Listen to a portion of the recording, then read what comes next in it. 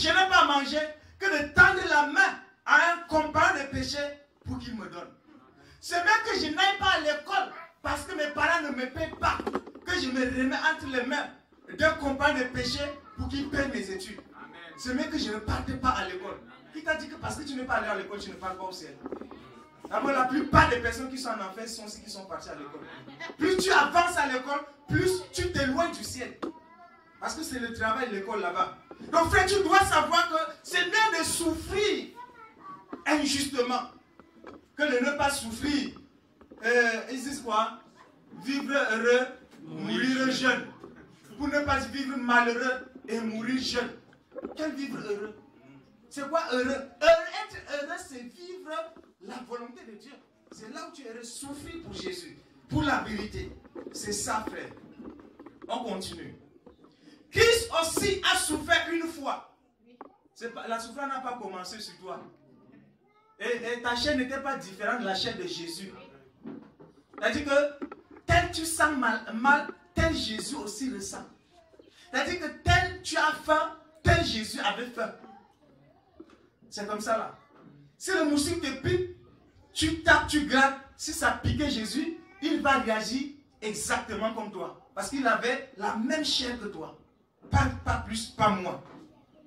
Il faut donc. Christ aussi. Voilà pourquoi il dit Christ aussi a souffert une fois. Il a souffert pour les péchés. Mais pour toi, tu dois souffrir à cause de la justice. Parce que tu as déjà abandonné le péché. Afin de nous amener à Dieu.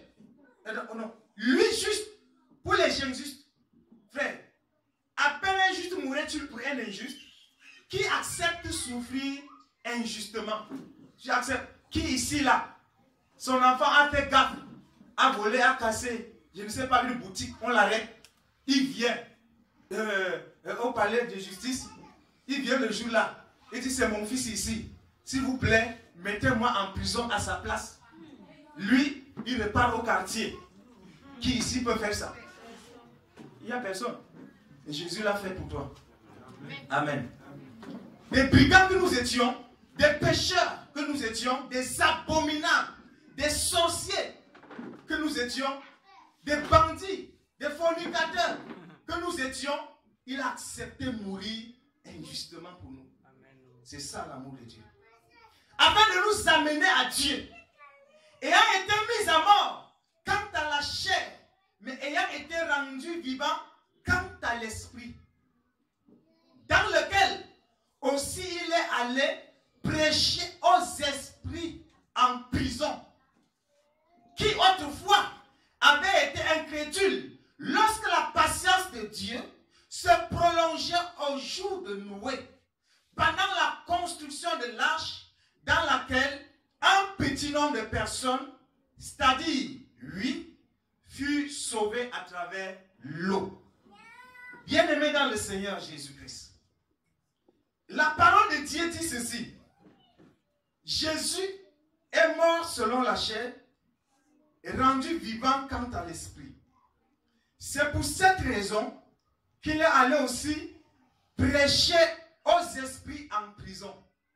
Il était question des personnes de la génération de Noé. C'est déjà clair ici là. C'est-à-dire que les rebelles au temps de Noé, ceux qui n'obéissaient pas aux avertissements de Noé à son époque, parce que Noé était juste dans sa génération. Là, Noé a prêché la justice à cette génération. Ils ont dit à Noé, Noé, nous ne sommes pas dans le même monde que toi. Nous croyons que tu as perdu la morale.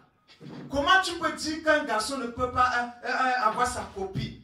Comment tu peux dire qu'une fille ne peut pas avoir son copain? C'est même quelle magie avec toi? C'est parce que ce n'est pas la sorcellerie. Comment tu nous empêches d'adorer le bois que nous voyons et de croire en un Dieu au vide que nous ne voyons pas? C'est pas normal, Noé. Il faut qu'on t'amène à Jamo pour voir si ça marche encore dans ton cerveau. Ils se sont moqués de Noé. Noé a continué à prêcher près de 120 ans jusqu'à l'aboutissement de l'arche. Noé les avertissait. Ils ne veulent pas se soumettre à Dieu.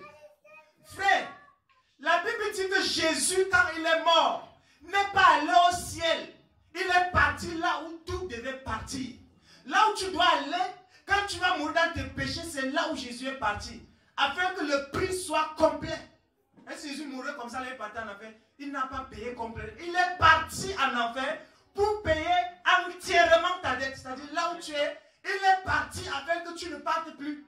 C'est-à-dire la chaise que Satan t'a placée là-bas, il est parti casser. Amen. Ta chambre, il est parti scellée. Ce n'est plus pour lui. Amen. Mais quand il a trouvé maintenant les gens de la génération de Noé, qu'est-ce qu'il leur a dit? Frère, il y a des gens qui disent que vous croyez que Dieu va envoyer tous les gens là en enfer. Est-ce que tu connais le Dieu là même? Il va les envoyer tous en enfer. Amen. Jésus est parti les trouver là-bas. Il leur a prêché. Il faut savoir ceci. Il n'est pas parti prêcher la repentance. Note ça bien. Il n'est pas parti prêcher la repentance. Voilà pourquoi certaines personnes qui ne comprennent pas les Écritures disent qu'il y a encore la chance. Jésus peut descendre de temps en temps pour prêcher comme les gens de Noé. Frère, Jésus n'est pas allé dire repentez-vous.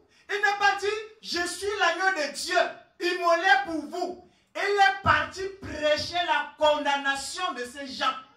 Il est parti sceller ce que vous ignorez là.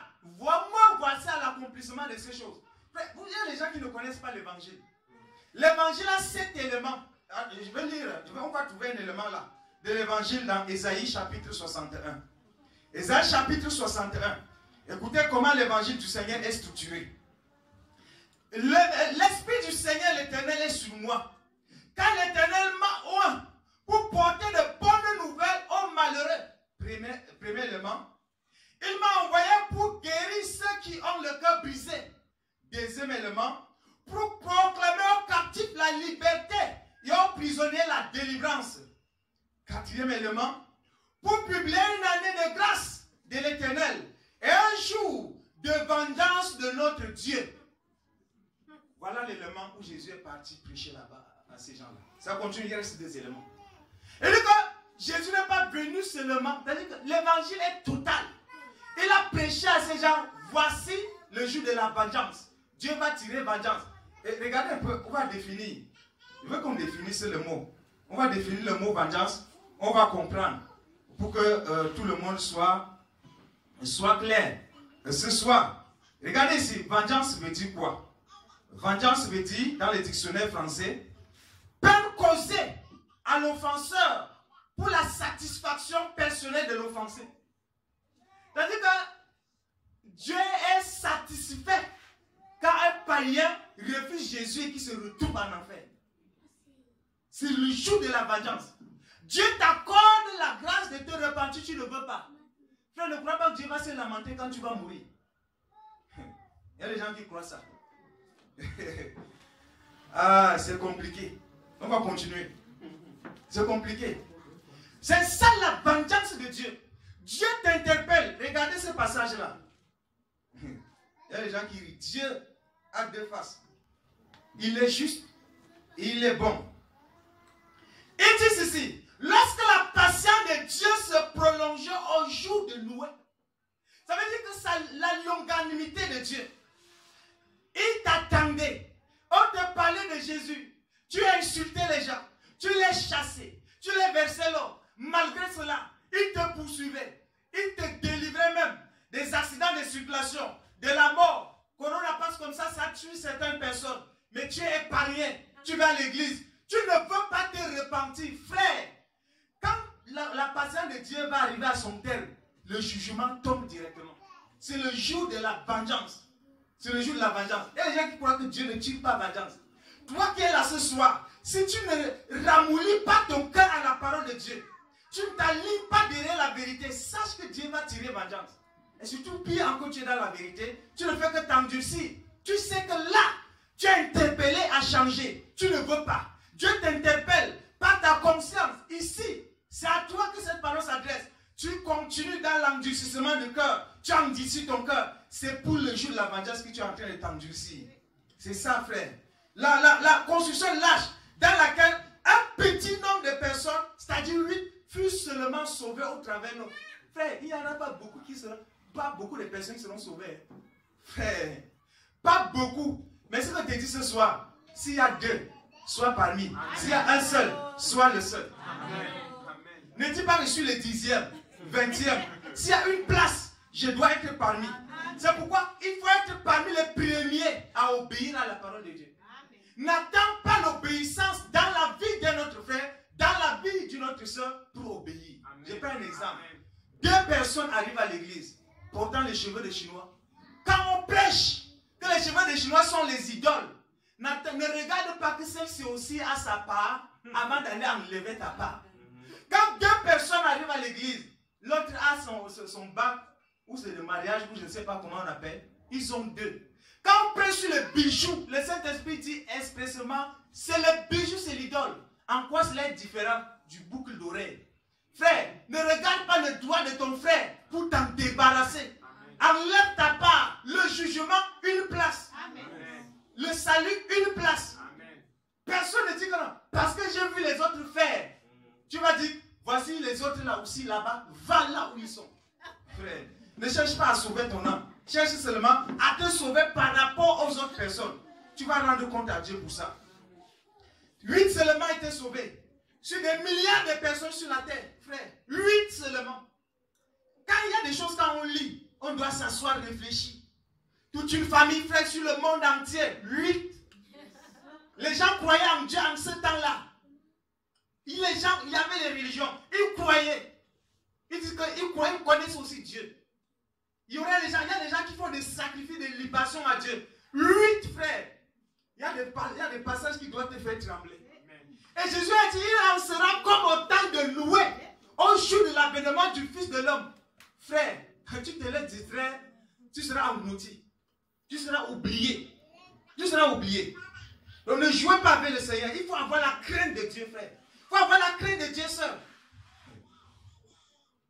La patience de Dieu. Dieu est patient, frère. La patience de Dieu, quand Dieu sait le jugement de quelqu'un, ça a dépassé les limites. Comment vous pouvez imaginer que dans une église, frère, un sorcier peut vous échapper, faire 1 an, 2 ans, 3 ans, 4 ans à l'église. Dieu voyait, il le voyait oppresser ses enfants, le voyait opérer, ralentir l'église, il le voit. Il ne dit rien. Il patiente. Sa patience n'est pas si de faiblesse qu'on ne peut pas contre toi. Il faut savoir que parce qu'on ne sait que tu es puissant. Aucun démon n'est puissant. Amen. Devant la face de Dieu, tous les démons sont néants. Amen. Donc c'est Dieu qui t'a accordé la grâce parce que tu as la forme humaine. En espérant que tu peux te sauver demain. Aujourd'hui, c'est le jour du salut, frère. Donc ne compte pas sur la puissance des ténèbres qui t'égare et qui te trompe pour rien. Et je ne sais même pas pourquoi les gens mettent leur confiance au diable. Ils critiquent Dieu. Ils n'ont jamais critiqué le diable. Ils critiquent seulement Dieu. Jésus est monté, Jésus est descendu. Qui est Jésus pour toi? Jésus, ok. Ils n'ont jamais critiqué le diable. Ils n'ont jamais parlé contre le diable. Toujours pour le diable. Satan a votre salaire entre ses mains, il vous donnera certainement. Ils étaient sauvés au travers de l'eau.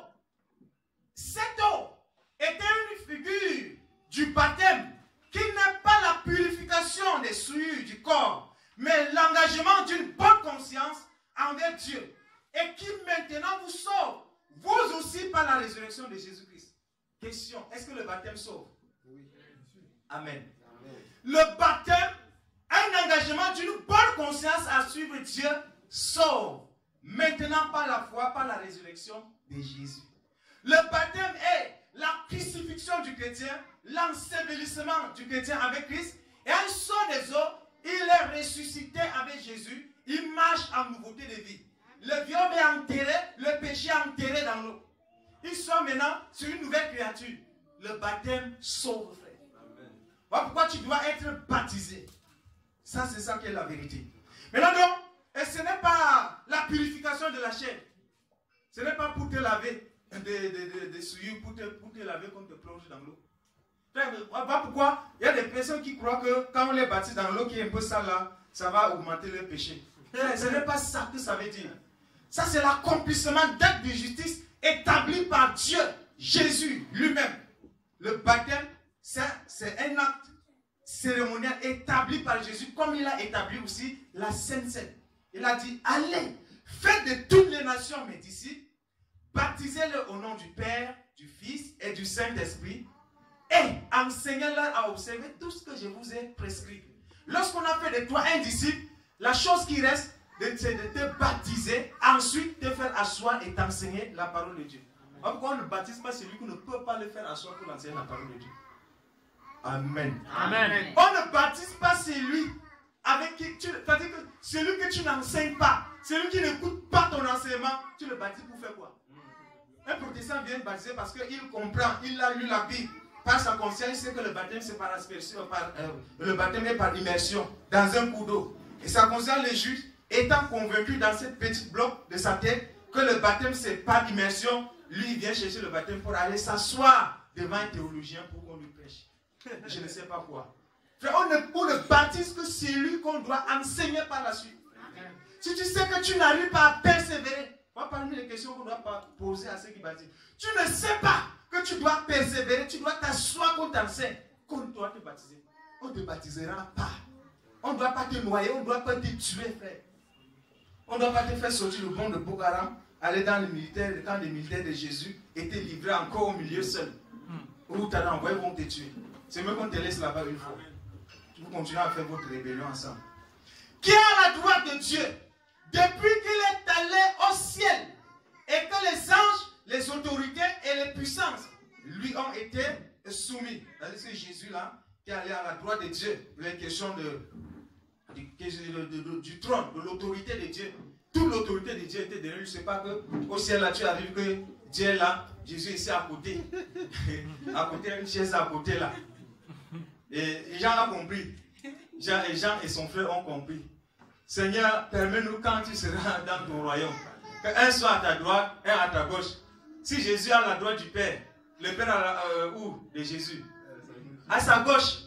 Ça veut dire que la question de Jean et son frère n'a pas de sens. Oh, Jésus a dit que pour ce qui est de celui qui va rester à ma droite et à ma gauche, je ne sais pas. Cela sera donné à celui à qui lui sera donné. Et vous comprenez, quand il parle à droite, il n'est pas question de situation géographique ici.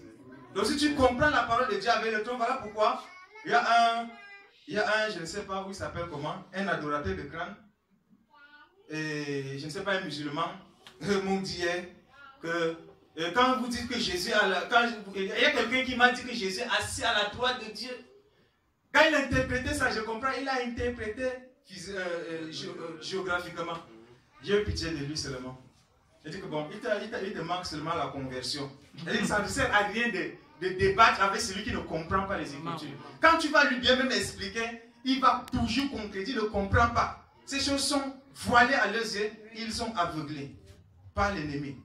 Ainsi donc, frères, nous sommes au chapitre 4, le verset 1er. Ainsi donc, Christ ayant souffert dans la chair, vous aussi, armez-vous de la même pensée. Alléluia. C'est-à-dire que tu dois être armé de la pensée selon laquelle tu vas souffrir pour Christ. Frère, voilà pourquoi les gens qu'on a séduits pour venir à l'église, ils sortent de manière extraordinaire et extravagante. On ne séduit pas quelqu'un sous soi-disant la promesse de Dieu pour venir à l'église. Sur le bonheur. Amen. Jésus est bon. Jésus, il va faire ceci. Il va te donner tout. Il va te donner le travail. Et il va te dire que même avec Jésus, tu ne vas pas souffrir. Avec Jésus, c'est le bonheur. Il va te donner un mari. Il va te donner des maisons. Avec Jésus, on s'en sort toujours. Tu ne seras jamais à la tête, à la queue, mais à la tête. Tu ne seras jamais à la queue, mais à la tête. Ainsi de suite. On séduit les gens. On séduit les gens. Frère, si tu es venu par séduction, comprends ça ce soir. Il faut être armé de la pensée. C'est-à-dire que tu dois être armé. Tu dois armer tes pensées. Que Christ a souffert sur la croix. Moi aussi, je vais souffrir. Amen. Quand tu sais que tu vas souffrir, frère, tu ne seras pas surpris par la souffrance. Quand la souffrance va venir, monsieur la souffrance, assieds-toi ici là. Je t'attendais depuis. C'est-à-dire que c'est pour ça que j'ai été sauvé. Il veut voir le sort de ce que tu fais à certaines personnes.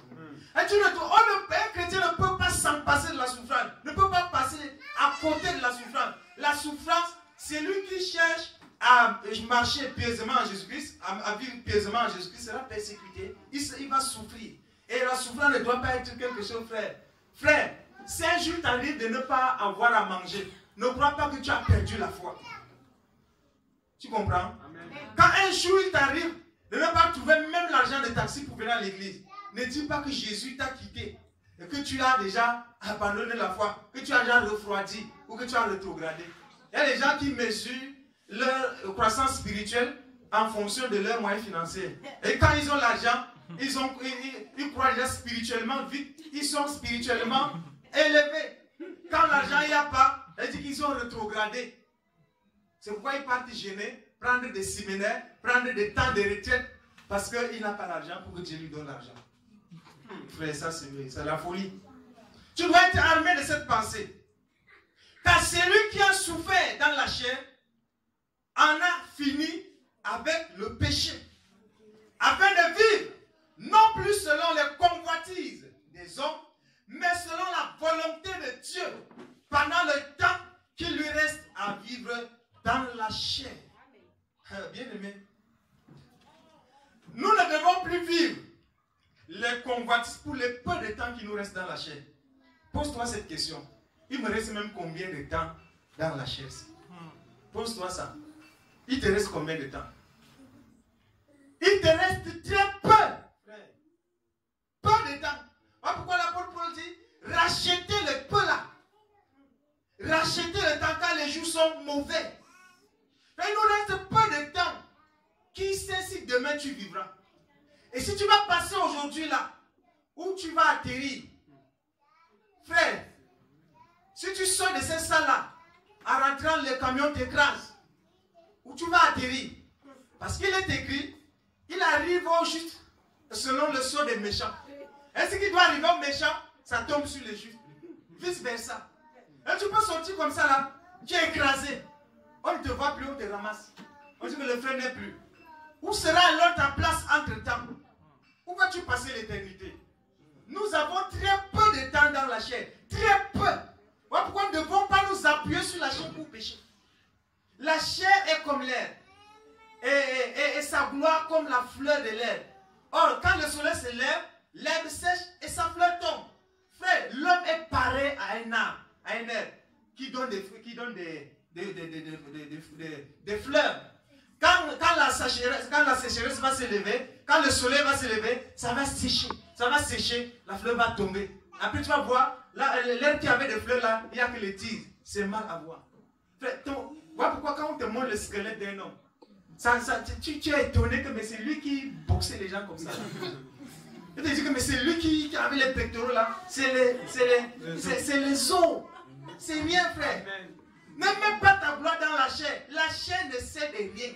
C'est l'esprit qui vivifie. Amen. Ceux qui s'appuient sur la chair sont déçus par la grâce de Dieu.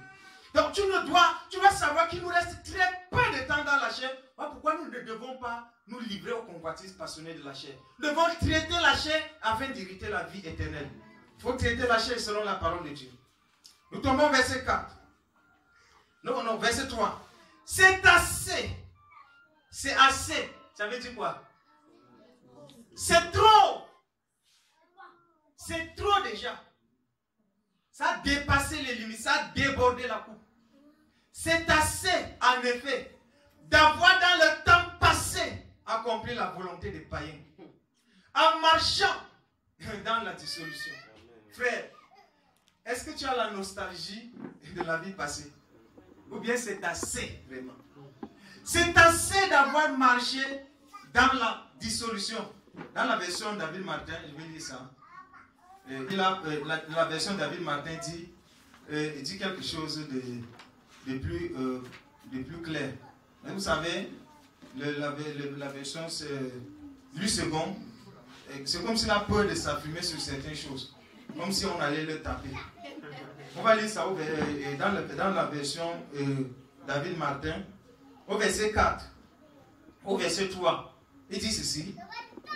Car il nous doit suffire d'avoir accompli la volonté des gentils durant le temps de votre vie passée.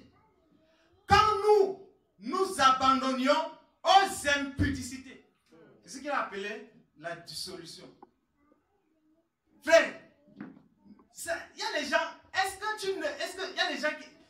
que ce n'est pas assez d'avoir marché dans la volonté des païens? La volonté des païens, c'est de marcher dans l'impudicité, de marcher dans la fornication, de marcher dans le copinage, de marcher dans l'adultère, de marcher dans la prostitution. Voilà la volonté des païens. Mon frère, est-ce que ce n'est pas assez? Pourquoi les gens viennent même à l'église continuer à forniquer? Je ne sais pas pourquoi. Reste forniqué dans le monde. Et fornique bien, tel que personne sur la terre n'a jamais forniqué. Il faut avoir des médailles. En termes de la prostitution, frère, c'est l'une des choses que le Seigneur disait à ces gens-là, aux prisonniers du temps de Noé, c'est quoi? C'est que, il faut noter que vous n'avez même pas péché par rapport à votre souffrance. Regardez, ça fait combien des années? Les gens là qui étaient en prison. Le temps de Noé. Quittant de Noé à Abraham, d'Abraham à Moïse, de Moïse à Jésus, de Jésus à l'heure où nous sommes là. Ils sont dans le feu. Espérant un jour sortir là-bas. Mais il n'y a pas d'espoir. Jésus leur dit, il n'y a plus d'espoir. L'espoir est épuisé, frère. L'espoir est épuisé. La volonté des païens, c'est de marcher dans la chair. De marcher dans que l'impudicité est normale. On prend ça pour un sujet de gloire. Pourquoi quelqu'un se filme nu, il l'envoie sur Facebook. Il se filme nu, il l'envoie sur WhatsApp. Il envoie sur sa photo de profil. Il est nu, avec sa poitrine dehors, avec ses rouges à lèvres. Pour chercher les clients, je ne sais pas pour chercher quoi. Pour nuire les gens, je ne sais pas. Pour faire quoi? Ça n'est assez d'avoir marché selon la volonté des païens. Il faut regretter d'avoir un jour forniqué. Et non regretter de ne pas avoir suffisamment forniqué. Tu as encore le temps. Tu as encore le temps. Tu as encore le temps. Tu peux te rattraper. En attendant que le temps finisse, tu peux te rattraper, ce n'est pas grave. L'impudicité, frère. Les chrétiens ne sont pas là-dedans. Comment une sœur peut finir dans l'immoralité sexuelle pour chercher un enfant? Comment une sœur peut voir? Comment tu as fait pour voir le chemin qui te permet d'avoir un enfant? Pour la satisfaction de tes parents ou des gens qui sont à côté de toi. Il y a des sœurs qui m'étonnent beaucoup. Sœur, tu as trouvé le courage là-haut. Tu sors d'où avec le courage là? Quel genre d'audace de quitter Jésus? Il y a des choses. Les gens font comment avec les païens pour aller? Ça a passé comment? Ça s'est passé comment? Et ils sont à l'église. Hein? Non, c'est pas... Tu l'as rencontré où d'abord? Ça, c'est pas possible. Tu l'as croisé où? Et vous avez dit quoi? Il a commencé par où faire? Il y a des choses que... C'est dans les rêves qu'on vit souvent ça. Peut-être, hein? Et on maudit directement. Quand tu te lèves là, tu maudis. Avant de dormir le jour là. Tu chasses les démons là jusqu'à... Tu maudis le jour là même. Tu le retranches directement. Mais une sœur est là. Elle est là à l'église assise avec vous. Son cœur n'est pas là. Son cœur est avec un garçon. Un frère à l'église. C'est pas une sœur. Mais disons, apparemment c'est une sœur. C'est le jour qui va faire comprendre qu'elle n'est pas une sœur. Qu'elle n'a jamais été une sœur. Frère, c'est pas normal.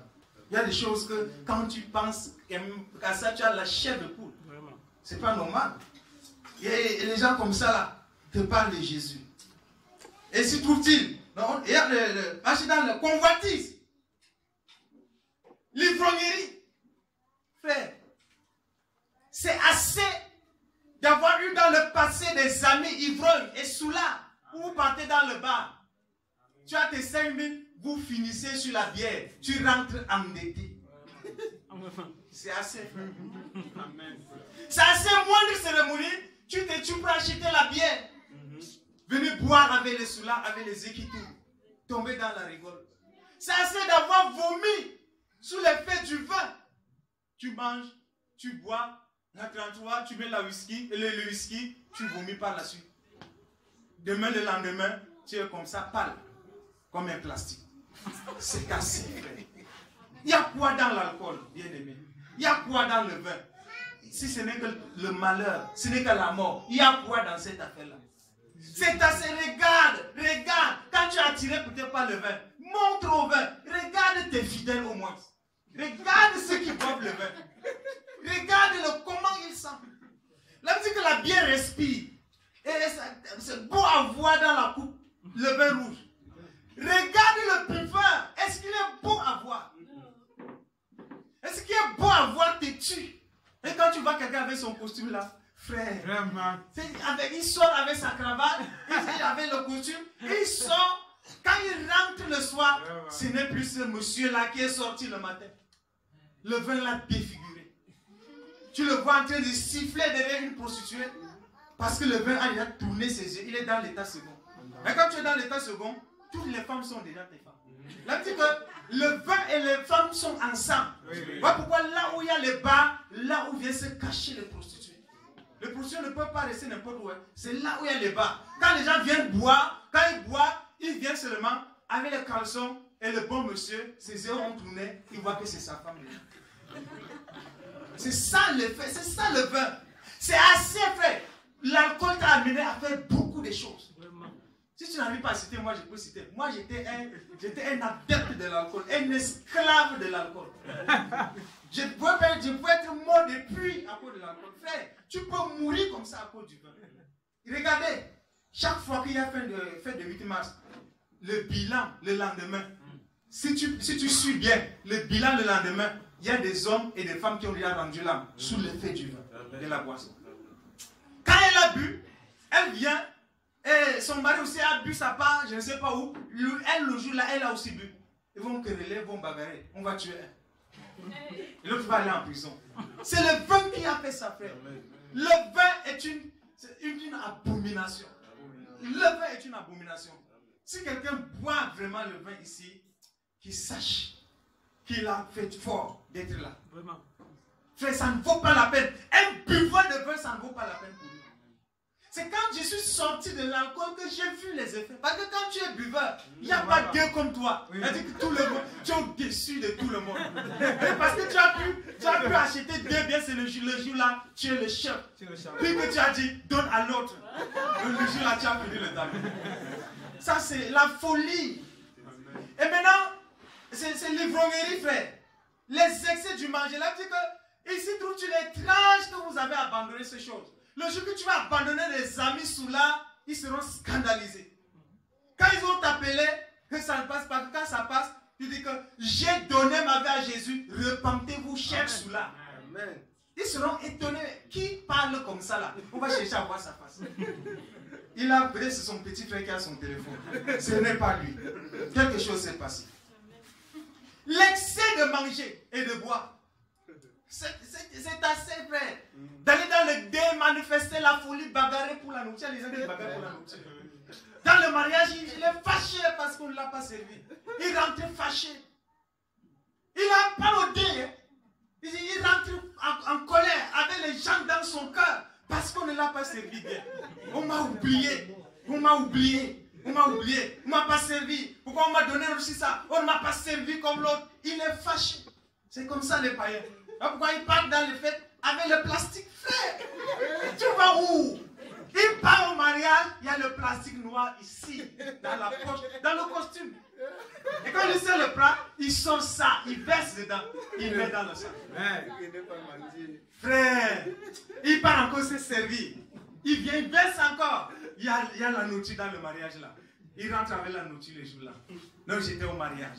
Frère, regarde comment un païen s'ouvre. Regarde comment tu as le temps de réfléchir que tu vas ramasser la nourriture dans le sac. Tu as trouvé ce temps là-haut. Et comment tu as fait pour avoir cette idée-là?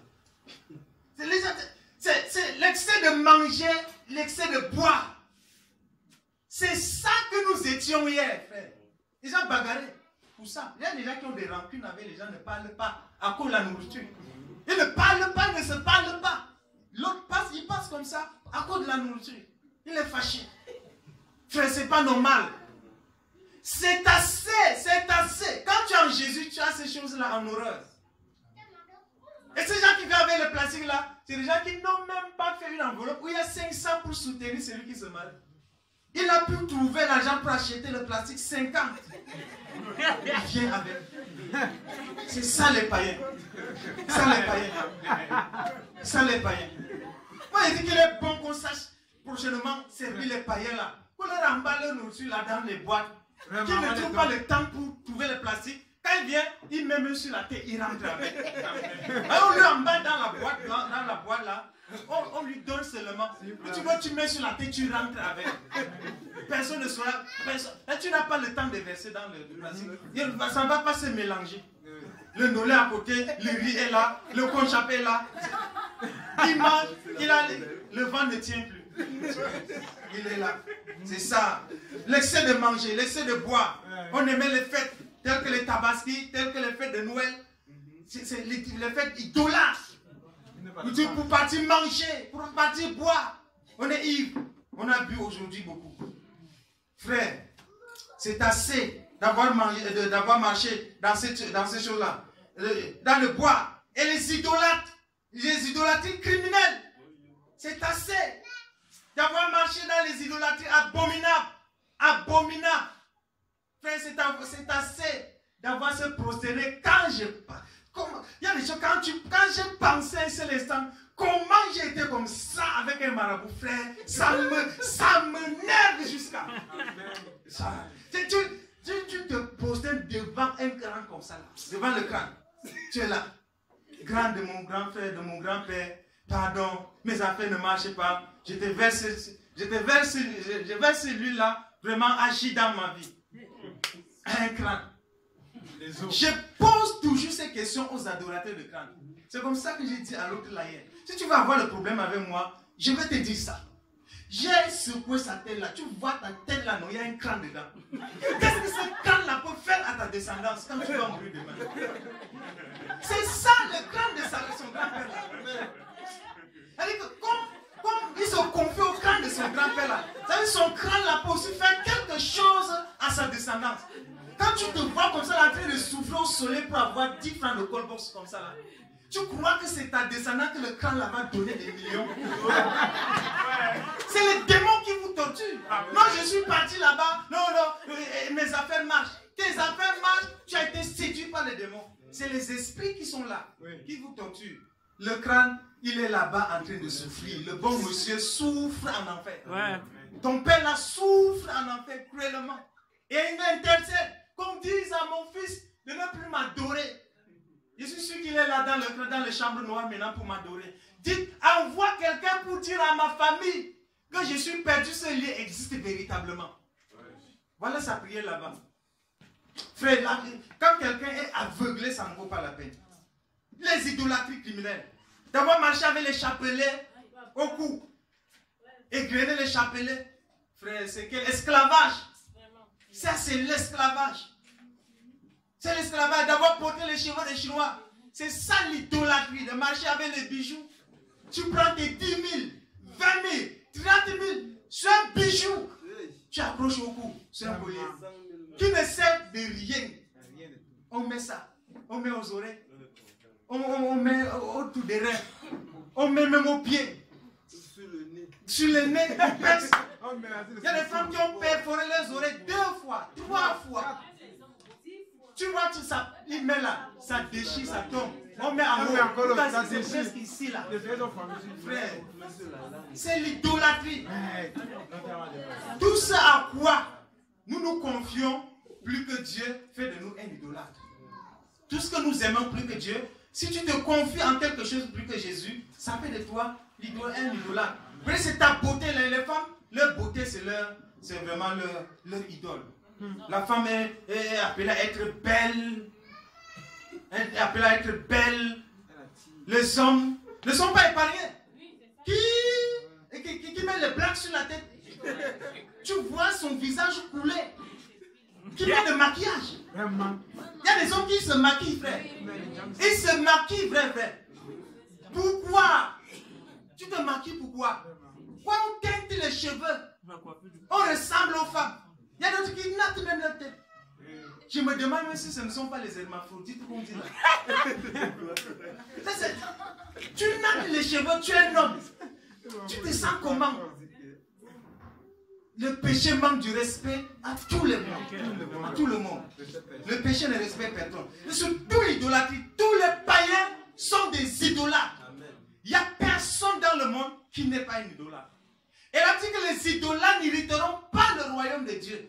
Tous les païens, aucun païen ne peut échapper à l'idolâtrie, ne peut échapper à l'impudicité. Ça c'est le péché, le dénominateur commun. Tous les païens ont ça. Après, certains viendront maintenant dépasser les degrés. Dans la sorcellerie, dépasser les degrés. Dans le maraboutage, chacun va dépasser maintenant son prochain. Mais ils ont le péché commun quand même. L'idolâtrie et l'impudicité.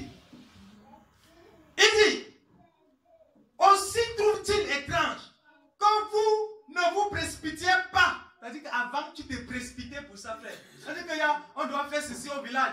Toi-même tu courais, tu tombais. Vraiment. Tu étais le premier. C'est toi-même le chef. C'est toi le capitaine.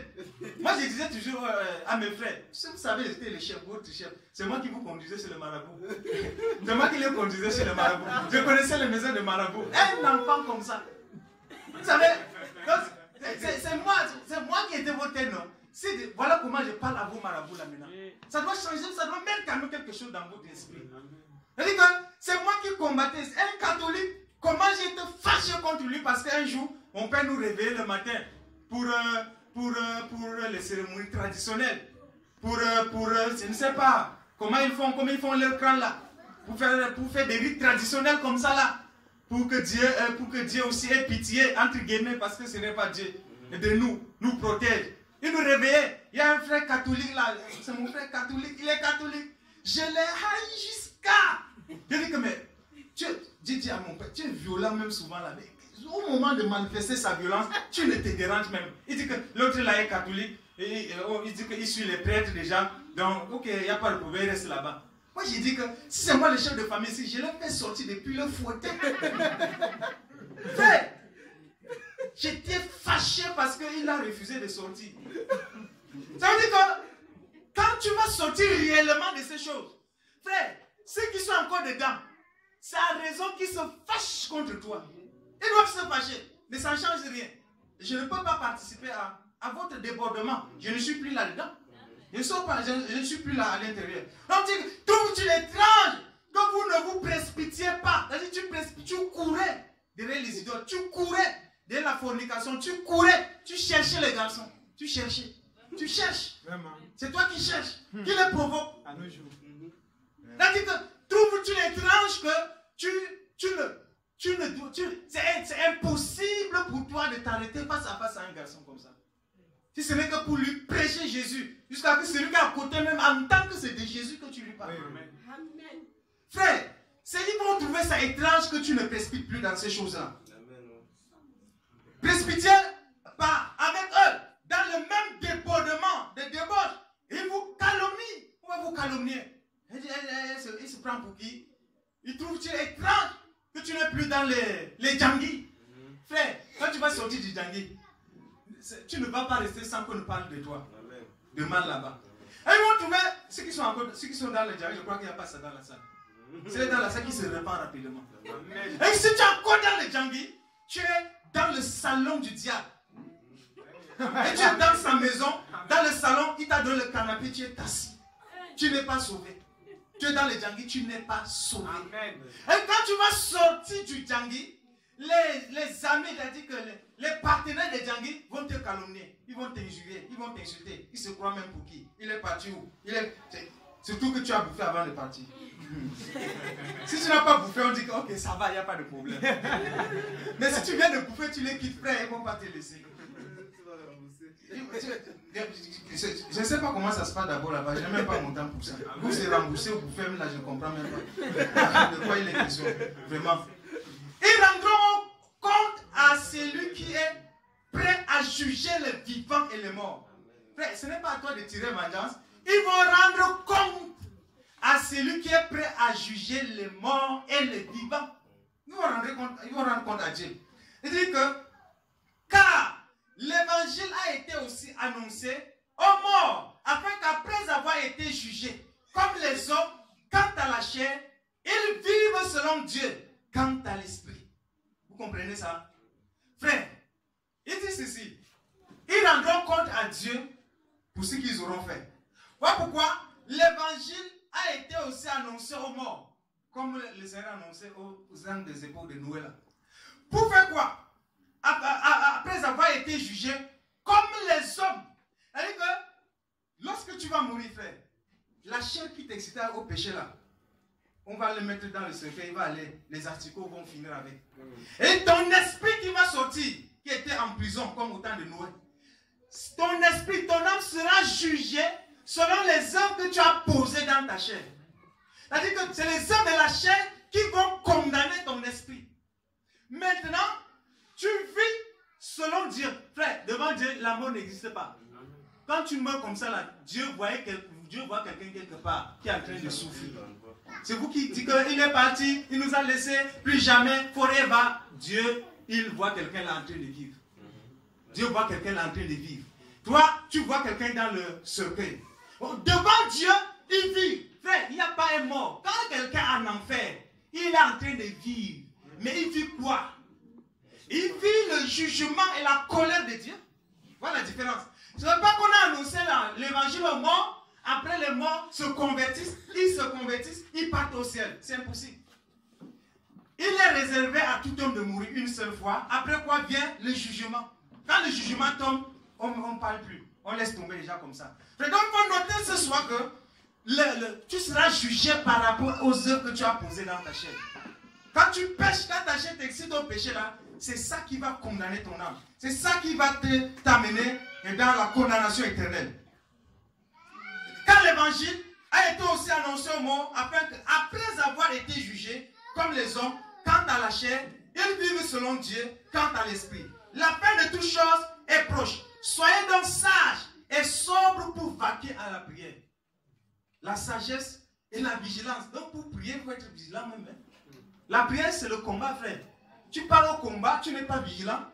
Tu vas être pris. Elle dit que tu peux prier, tu vas prier comme ça là, tu rentres même possédé. Frère, tu vas prier, tu rentres possédé. Tu n'es pas vigilant. Tu rentres prier, les démons te giflent.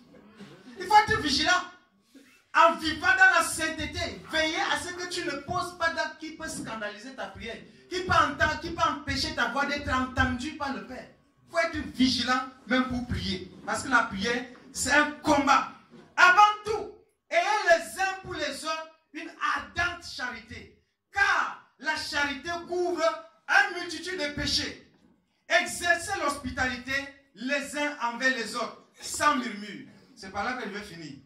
Nous devons exercer l'hospitalité les uns envers les autres. La question, est-ce que j'exerce l'hospitalité? Je dois accueillir les autres chez moi, accueillir les frères, accueillir les sœurs. Je dois avoir en moi un caractère accueillant. Et non qui chasse les gens, et non qui pousse les gens, et non qui n'aime pas qu'on côtoie les chez eux. Est-ce que tu exercer, ça veut dire se mettre pour, ça veut dire que t'appliquer à pratiquer l'hospitalité, exercice. On donne un exercice de mathématiques aux enfants. Pour chercher, ils travaillent sur ça, ils réfléchissent. Ça veut dire que tu dois réfléchir sur l'hospitalité. Tu dois réfléchir, travailler sur ça. Comment accueillir un saint? Comment accueillir un enfant de Dieu? Comment? Pour que cela soit agréable selon le Seigneur. Mais si tu n'arrives pas à... Il y a d'autres qui ne veulent même pas qu'on sache là où il habite.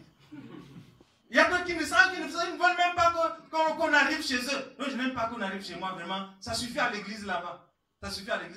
La preuve que ces personnes vivent dans les ténèbres. Amen. Parce que dans leur maison, ça ne vaut pas la peine. Amen. Le frère va venir découvrir des choses abominables. Amen. Il va créer scandale. À cause de ça, il empêche les gens de venir chez lui. Maintenant, on va venir là, on va trouver le whisky dans les boîtes, ou je ne sais pas, dans les tiroirs dans sa maison, dans les armoires là, vitrées, les whisky, la bière. Non, je donne aux visiteurs. Quand quelqu'un vient me rendre visite, je lui donne seulement. Donc, quand quelqu'un n'aime pas l'hospitalité, n'aime pas accueillir les gens chez lui, cette personne-là vit dans les ténèbres. Le Seigneur dit qu'il n'aime pas la vérité, la lumière qui est Jésus, parce qu'il vit dans le ténèbre. Or, celui qui vit dans la lumière veut que ses œuvres viennent à la lumière. Frère, si je vis selon la volonté de Dieu, je veux que les gens viennent chez moi, que toute l'église entre chez moi. Ça ne me dit absolument rien, je suis content. Quand quand je reçois un frère, je reçois les anges. Je reçois 2 frères, j'ai 4 anges au moins. Avec ma part, 6 dans ma maison. C'est le ciel, non, frère. Et pourquoi tu refuses d'accueillir les gens chez toi? Tu as 5 chrétiens dans ta maison, il y a plus de 10 anges. Tu peux imaginer déjà le climat qui est dans ta maison. Le ciel est ouvert complètement. Quand tu accueilles un frère, tu accueilles Jésus lui-même. Amen. Gloire à Jésus. On va arrêter comme ça. Compte tenu du temps, on va couper. On va prendre s'il y a quelqu'un qui a une préoccupation. Ok, on va passer à la prière.